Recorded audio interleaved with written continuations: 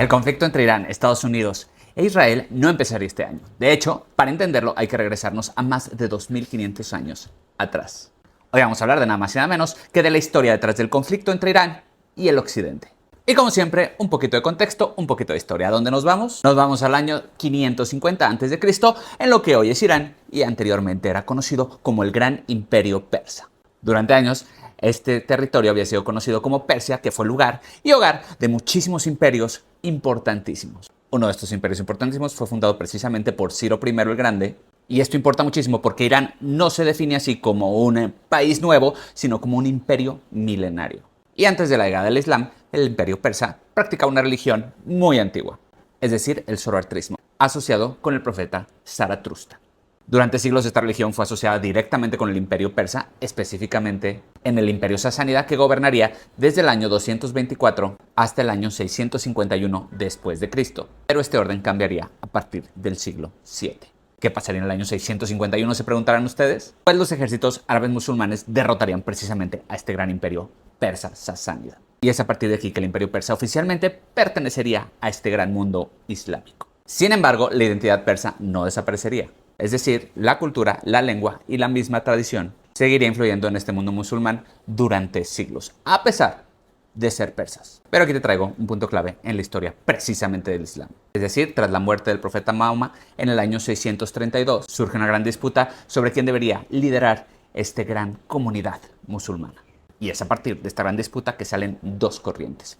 Es muy importante saber esto. La primera son los sunís y la segunda son los chiíes. ¿Cuál es la diferencia entre estos, te preguntarás? Pues los sunís estaban alegando que el líder debería ser elegido entre los compañeros del profeta. Y los chiíes afirmaban que el liderazgo debería permanecer dentro de la familia de este gran profeta, especialmente a través de Ali, que era su primo y su yerno. Con esto llegaría el año 1501 con el gran giro de Irán. ¿Y qué es esto?, se preguntarán ustedes. Durante siglos el imperio persa fue mayoritariamente suní, pero todo cambiaría en el año 1501 cuando el líder Ismail I prácticamente sería el que cambiaría todo esto al fundar el nuevo imperio safávida, tomando una decisión histórica que, ¿cuál es?, se preguntarán ustedes, declarar al chiismo duodecimano como la religión oficial de este imperio. Y es a partir de aquí que Irán se convertiría en el centro político del chiismo a nivel mundial.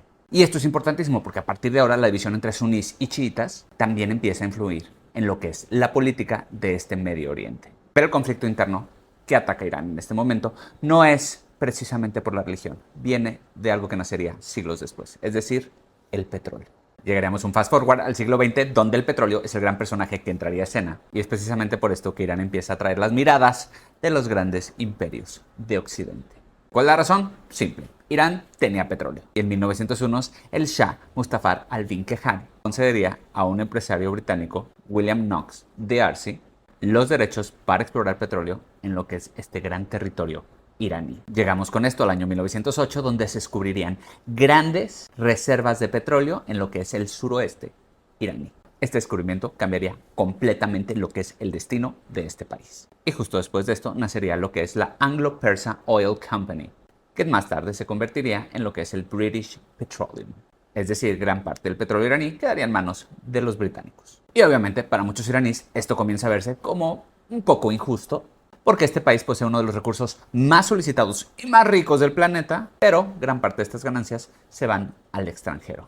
Y este sentimiento alimentaría precisamente este gran orgullo nacionalista iraní en las siguientes décadas. Llegamos al año 1925 y con este un personaje de la historia que se llama Reza Shah Pahlavi. ¿Y quién es este?, te preguntarás. Pues fue un líder nuevo que tomaría el poder y fundaría lo que es una nueva dinastía. ¿Cuál es su objetivo? Modernizar el país, es decir, infraestructura, educación y modernizar al Estado. Esto hace que Irán comience a transformarse muy rápidamente, hasta que llegamos al año 1941, donde el hijo de este Shah, es decir, Mohammad Reza Pahlavi, se convertiría en Shah, y aquí vendría uno de los actos más polémicos de la historia, es decir, se convertiría en un gran aliado de los Estados Unidos. Esto haría, obviamente, que sabiendo cómo es esta cultura religiosa islámica, pues comiencen a haber ciertas fricciones. Y dentro de estas tensiones, en el año de 1951 llegaría este personaje llamado Mohammad Mossadegh, que llegaría al país como primer ministro y tomaría una decisión histórica. ¿Cuál es esta?, te preguntarás. Pues obviamente nacionalizar lo que es el petróleo iraní. Para muchos iraníes este es un acto de soberanía, pero para el Reino Unido y los Estados Unidos esto es una traición y una amenaza estratégica. Así que llegaría el año de 1953, donde la CIA estadounidense y el MI6 británico derrocarían a Mossadegh con un golpe de estado, obviamente orquestado por estos, donde el Shah Mohammad Reza Pahlavi regresaría al poder. ¿Y cómo fue visto esto? Pues para Occidente fue una gran victoria geopolítica, pero para muchos iraníes esto fue visto como una intervención extranjera en su política nacional. Y esta herida marcaría profundamente la relación entre Irán y Occidente en las próximas décadas hasta ahora.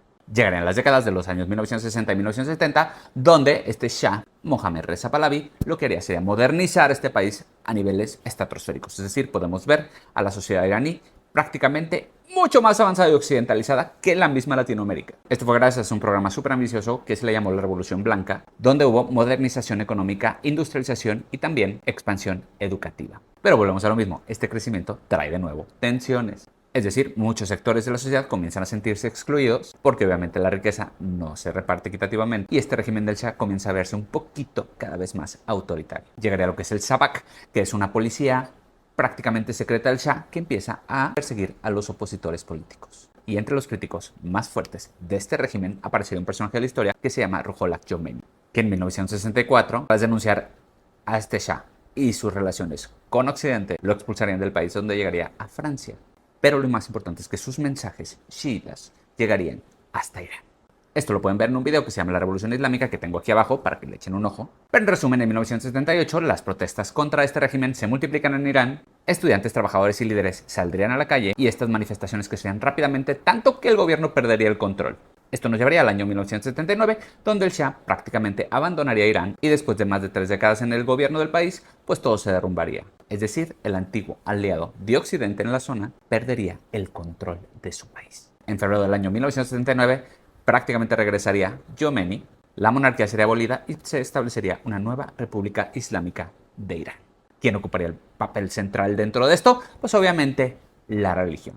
En noviembre de este mismo año, es decir, 1979, pues la crisis entre estos dos hemisferios llegarían a un punto sin retorno, es decir, habría una crisis donde los estudiantes revolucionarios de Irán tomarían la embajada de los Estados Unidos, capturando a 52 diplomáticos estadounidenses y tratándolos como rehenes durante 44 días. Esto fue la crisis de rehenes, que también tengo en el video de ahí abajo. Desde este momento, la relación entre Irán y Estados Unidos quedaría profundamente marcada. Y a partir de este año, 1979, Irán lo que haría sería construir una identidad propia en la oposición de lo que se le llama la influencia occidental.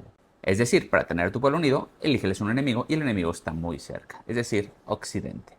Y obviamente, tras perder a su gran aliado en la zona, Estados Unidos y Occidente buscarían un gran aliado en este lugar. ¿Y quién sería? Pues nada más y nada menos que Israel. Antes de 1979, de hecho, Irán e Israel tendrían una buena relación, con un tipo de cooperación limitada, pero tras la revolución el gobierno iraní tomaría una postura sumamente distinta. Irán dejaría de reconocer a Israel como un estado y lo consideraría el principal adversario en la región. Durante las siguientes décadas, estos dos países no se enfrentarían directamente, en cambio, el conflicto se desarrollaría por las influencias que están alrededor. Este tipo de conflictos se le llama, por los analistas de la zona, como la guerra de las sombras. Pero esto nos llevaría al año 2000, al nuevo milenio, y con esto un gran elemento que prácticamente intensificaría estas tensiones. ¿Y cuál es este, te preguntarás? Pues nada más y nada menos que el programa nuclear iraní. Irán sostiene que su objetivo es desarrollar energía nuclear civil, pero Israel y otros países occidentales pues prácticamente sostienen que esto lo hacen para crear armas nucleares. Esto provocaría sanciones internacionales, negociaciones y, por supuesto, nuevas tensiones. En las últimas décadas, obviamente habían crecido todas las tensiones en este territorio, pero sabiendo perfectamente quiénes eran los que manejaban estos países títeres que estaban alrededor. Hubo ataques directos, operaciones encubiertas y tensiones constantes durante años. Hasta que obviamente llegaríamos al año 2025, en un episodio que fue conocido como la Guerra de los 12 días, que volvería a colocar a Irán y a Israel en el centro de los ojos del mundo. Algunos lo describen como un golpe importante contra el programa nuclear iraní, pero otros lo interpretan como una escalada mayor en lo que es este territorio. Y más allá de los eventos recientes que estamos viendo en la televisión, lo importante es entender que estas tensiones actuales no crecieron de la nada, ya que, como lo comenté, el Islam está dividido en dos grandes sectores. Y podemos ver que los sunníes están perfectamente de la mano con Occidente, mientras que los chiíes consideran enemigos tanto a Occidente como a los sunníes. Es por esto que podemos ver que los enfrentamientos de Irán con otros países no son nada más contra Occidente, sino contra las mismas zonas y satélites que vemos alrededor de la zona.